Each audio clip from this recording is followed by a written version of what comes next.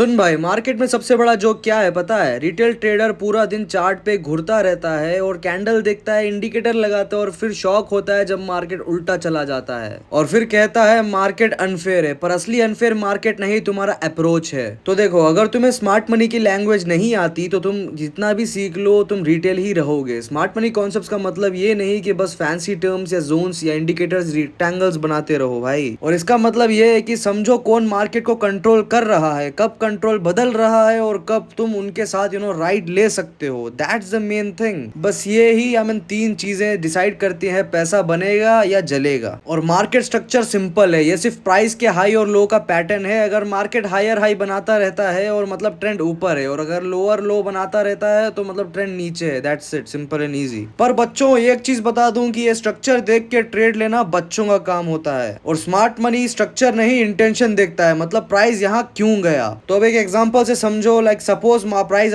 ऊपर जाके थोड़ा रुकता है, रिटेल ट्रेडर सोचेगा ब्रेकआउट आने वाला है, एंट्री ले लेगा। स्मार्ट मनी देखता है क्राउड एंट्री ले रहा है तो वो क्या करेगा, उल्टा साइड से सेल करके उन सब के स्टॉप लॉसेस खा लेगा। और यही होता है लिक्विडिटी ट्रैप। तुम्हें लगता है ब्रेकआउट, उनको मिलता है ट्रैप। That's it. और मार्केट में हर मूव के पीछे एक पर्पस होता है, या तो लिक्विडिटी कलेक्ट करनी है या फिर ट्रैप बनानी है। और एक बात समझो कि स्मार्ट मनी तभी ट्रेड करता है जब क्राउड फंसा होता है। उन्हें डायरेक्शन नहीं चाहिए, उन्हें लिक्विडिटी चाहिए। और तुम्हारा काम है समझना। क्या समझना? वो लिक्विडिटी खत्म कब हुई ये समझना। और क्योंकि उसके बाद ही आता है पावर शिफ्ट, जब वीक हैंड से कंट्रोल स्ट्रॉन्ग हैंड्स के पास जाता है। That's the power shift. और अब तुम्हें ये सुन के लगता होगा कि ये कॉम्प्लेक्स है, but let me simplify it. Power shift का मतलब बस इतना है कि जिस साइड से सब लोग होप पे बेट कर रहे होते हैं, वो साइड वीक हो जाती है। वीक हो गई है समझो। और जिस साइड से सब लोग डरते हैं, वो साइड स्ट्रांग हो गई है। हो सकती है या फिर हो जाएगी।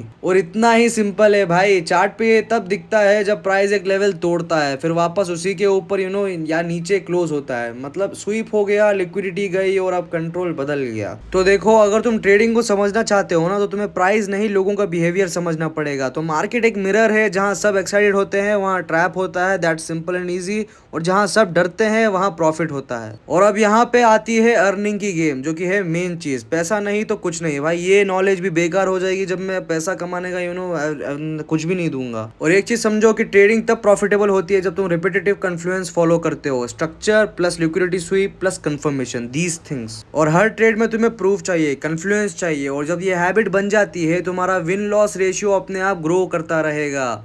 और यही रियल कंपाउंडिंग होती है। एक ही सिस्टम को 100 बार कंसिस्टेंटली फॉलो करना बिना इमोशंस के।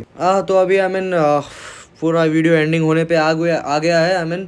तो अभी कुछ सॉलिड रूल्स सुन लो, जो कि कॉपी करे बिना सर्वाइव नहीं कर पाओगे तुम। तो रूल नंबर 1 ये है कि कभी सिर्फ लेवल ब्रेक पे ट्रेड मत लो।